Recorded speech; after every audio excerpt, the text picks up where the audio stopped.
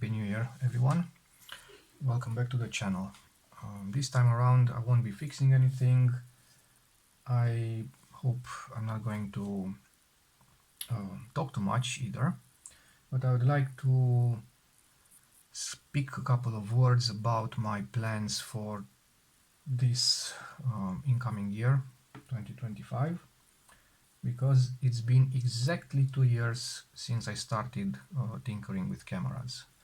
So I started 1st of January 2023. Actually, it was 30th or 31st, I don't remember, of December the previous year, but that was just messing around with a broken camera. Anyhow, so at the beginning I had my notebook and I would write down pretty much everything, each screw, where it came from, what was the disassembly order, and so on. I was drawing sketches of all sorts, and eventually, after quite a bit of writing that was less and less detailed, I kind of gave up, at least on this part, because on one hand I started making all these videos, and on the other hand every little bit of experience counts, and from a certain point onwards it becomes not a second nature, but a lot easier to manage all the disassembly stages, all the understanding of the mechanics of the camera, and so on. Alright, so for this year my goal is to kind of shift my attention from the Soviet cameras that I've been working on to something else, because I kind of got a bit tired of doing the same thing over and over again. I managed to finish my last let's say paid job or customer camera today. For the lens it was a Zorky one. The camera itself was finished yesterday, so in New Year's Eve, and from this moment onwards I will still take on jobs if the case may be, but for my own from my own perspective, for my own desire, I will try to shift my attention to something else. One thing that I will try to do this year is, yes, this is a Fed one, but one thing is custom painting. Not the kind of custom painting that you can see on Instagram from famous painters, camera painters like Adrian Prada or Shueido, I think it's called, Shueido camera, and so on, because I don't have the tools, I don't have the resources, or better said, I do not want to invest in such kind of gear to achieve such kind of results. I will probably use an airbrush, I will bake the paint. I'm still thinking what kind of paint to use, but that's another story. After this video there will be a series that I made pretty much during, I don't know, the summer months, July, August, something like that, and you'll see what kind of results I can get now. So what's my level for the time being. Alright, so that is one of my oncoming projects. Another example would be this. This is a Contax camera, Contax S or D, or they are pretty much similar, all of them. Also the Pentacons. I think it's a beautiful camera, so it looks absolutely stunning. This one is a total wreck. I mean, that screw is the wrong size because this dial is kind of riding the screw. This string for the mirror is broken. The curtains, I think somebody painted some rubber thing on them. They are like drum membranes. Obviously nothing is working on it. Actually, one of the curtains kind of does something. The mechanism sounds totally wrong, so this will be an interesting project, and most likely this camera will be painted because it looks awful. It looks awful. And since I have a number of these Contaxes and Pentaxes, I think I have 4 of them or 5, something like that. I would really like to learn more about the camera, learn how to repair it, learn its insides. Okay, what else? A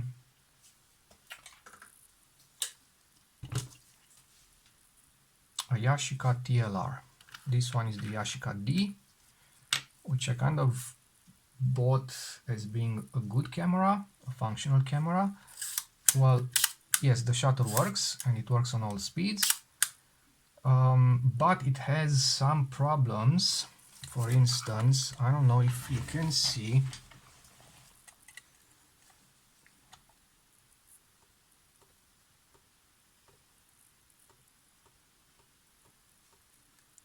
if you look at the front of the lens standard, I think it's called, when I'm moving the focus up and down, this part kind of swivels. So there is something very wrong there. Also, if I turn the focus knob and release it, it creeps back. So that's not good. Then this is lump, and it shouldn't be, and if it sits in this position you will not see properly, so the image will be a bit blurry. It should sit higher up. I don't know if I can fix this because there's probably a spring somewhere that it's not working correctly, but I will further investigate the issue. Then the camera has been dropped because this little peg is bent and the entire bottom is bent. You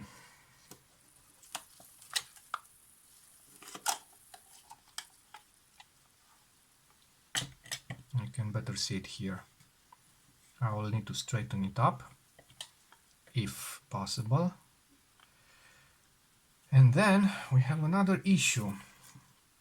The pressure plate is held in place by 2 screws, these 2, and a nut on each side, but that nut has a very particular shape. It has a spacer built in the nut itself, so you can only tighten it so far, and with the nut fully tightened it allows for the pressure plate to go up and down. On the other side the screw is longer and the nut is missing.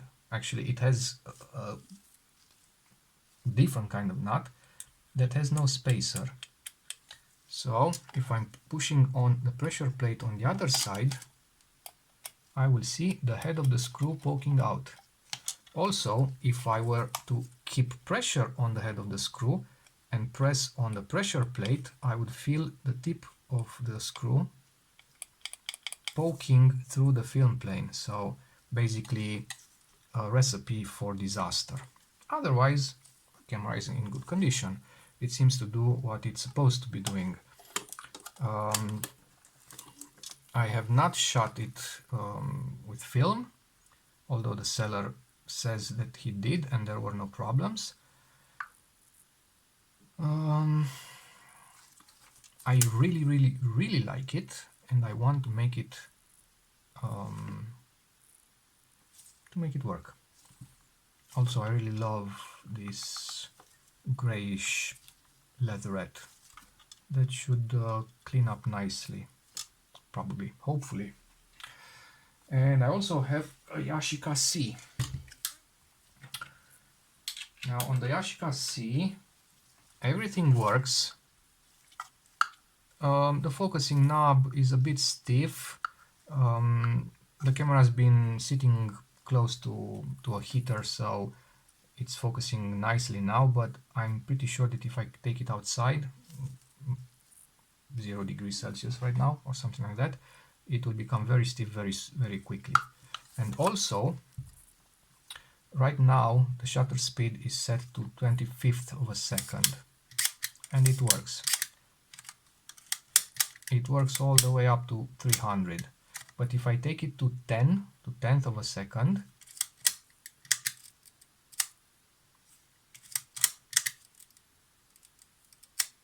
see, it's not working anymore. So what I think the problem is, the part of the escapement that controls the longer speeds, so from 10th to 1 second, is pretty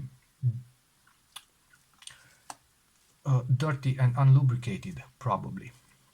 Otherwise, this one is in very good condition, although it does have signs of someone messing around here. These are old cameras. I would be very surprised if they were never opened. See, it has both the correct nuts. I kind of bought it to actually steal one of these, but after seeing how good it looks, I have my doubts. My idea is to actually make a spacer for this one, a 3D printed spacer,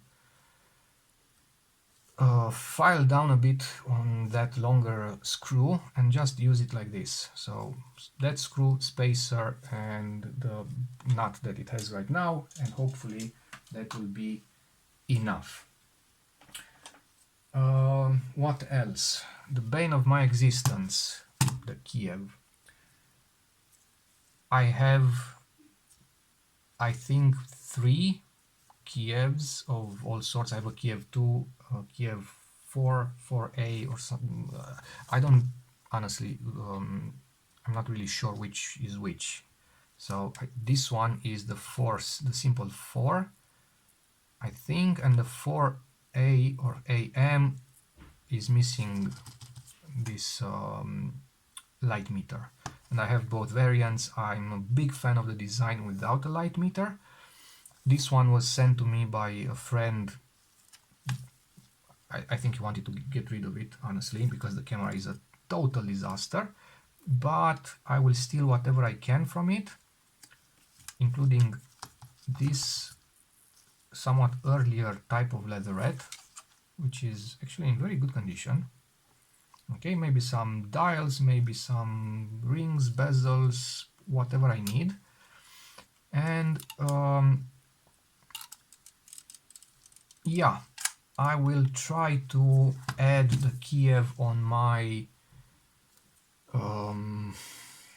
skill list, because I can fix, yeah, no problem, Zorky 1, Fed 1, Zorky 2, Zorky 3, Zorky 4, Zorky 5 and Zorky 6, I don't like them, but I can fix them. Feds 2, 3, 4, 5, 4, 5, I don't like them, but I can fix them. I have spare parts for pretty much all of these cameras. No stress with them. I mean, I do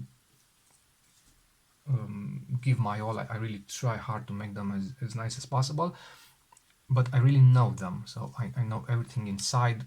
I can debug and troubleshoot. I feel confident working on them. These cameras, oh my god, just the thought of what's inside gives me anxiety. But it's on my to-do list. Some of you asked for series on the Kiev camera, and I have done one in the past. I didn't really thought much of it back then, but I managed somehow to make a good one from a couple of broken cameras. So yes, I would really like to know the Kiev better and to understand it better. And finally, on my to-do list right now, as of the 1st of January, yes, the mighty Polaroid SX-70.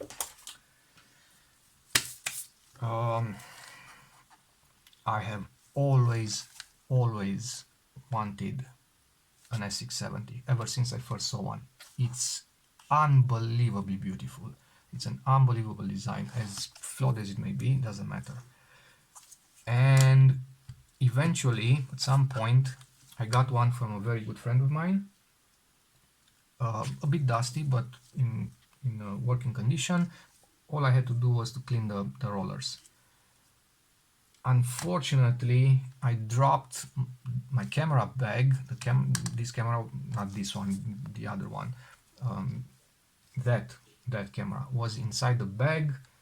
The bag dropped from my motorcycle, and my motorcycle dropped on top of it because it was parked on the side stand on some very mushy ground, and that was the end of it, because somehow it was hit somewhere around here and one of the mirrors inside broke, and that was that. And now I have an SX-70 for parts. In the meanwhile, at some point I managed to buy two more.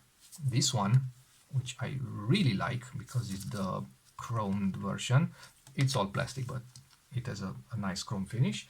And another white one. So it's white with, I don't remember what color of leather. The broken one was a black one, so yeah, but maybe someday I can use the outer shell to make another functional camera. And I also have a couple of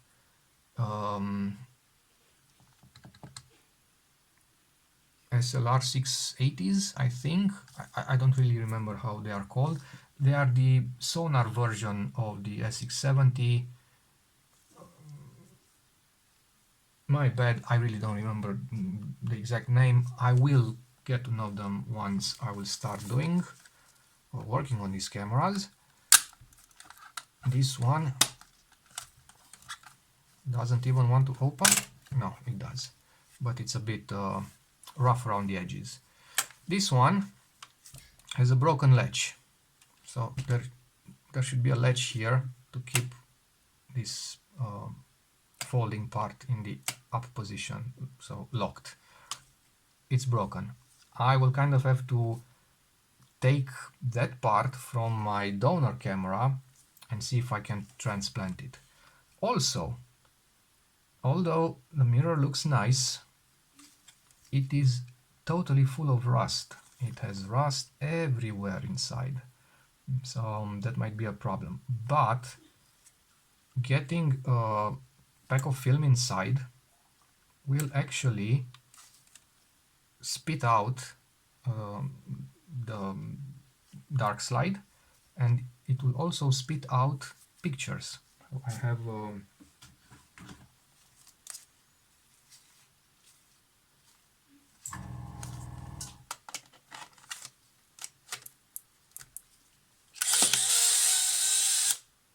so something did happen.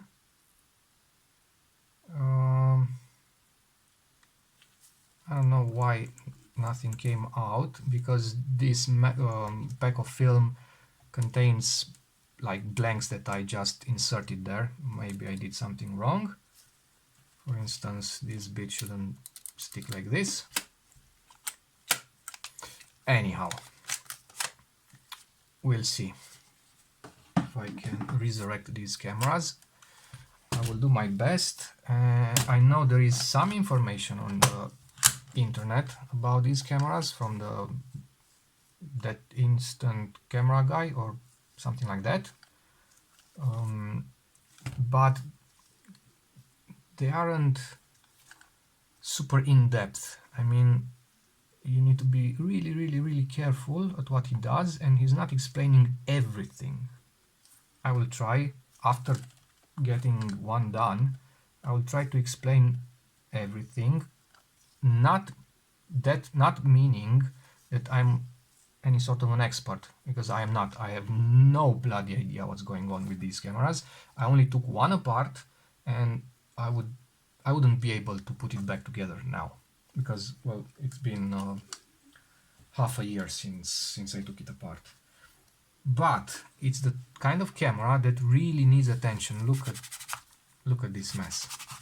This is what's inside. Even this crumbles, and you'll find leftovers from it inside the camera. All right, and yeah, that's about it for the time being. I think it's more than enough. For sure, other things will come along for the ride. Oh yeah, one of those other things that I will certainly make a series on is the Leica 3F. I will have at least two, or better said, I'm having at least two Leicas 3F coming my way, and at least one needs a full overhaul. So pretty much what I'm doing with a Kiev, a Fedor Zorky, but with the Leica. And the Leica is a lot more complicated. The basic idea is the same, but the way they implemented it is something else.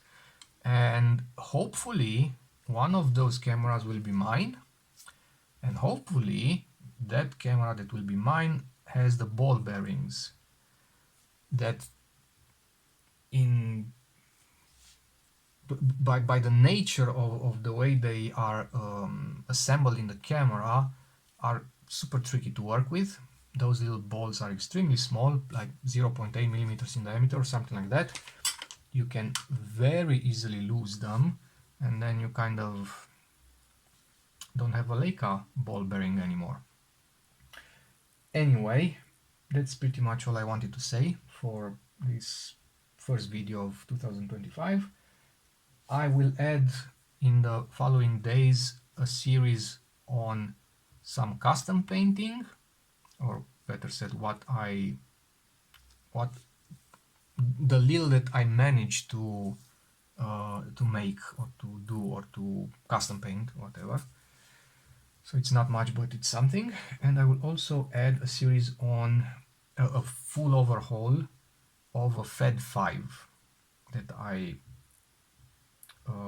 did like 2 months ago, something like that, but I never got around to post it. So yeah, 2 series coming up, and in the meanwhile I will be messing around with one of these cameras.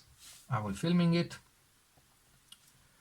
I will be filming it, and yeah, hopefully 2025 will be a better year than 2024, and hopefully I will expand my knowledge towards other kind of cameras and move on a bit from the pesky Soviet ones. Thank you. I hope you have a great year. I hope to see you around, and as always, all comments are super welcome. I really enjoy reading your comments. If you have any other suggestions, ideas, or anything, drop a line, and I will see you next time. Cheers.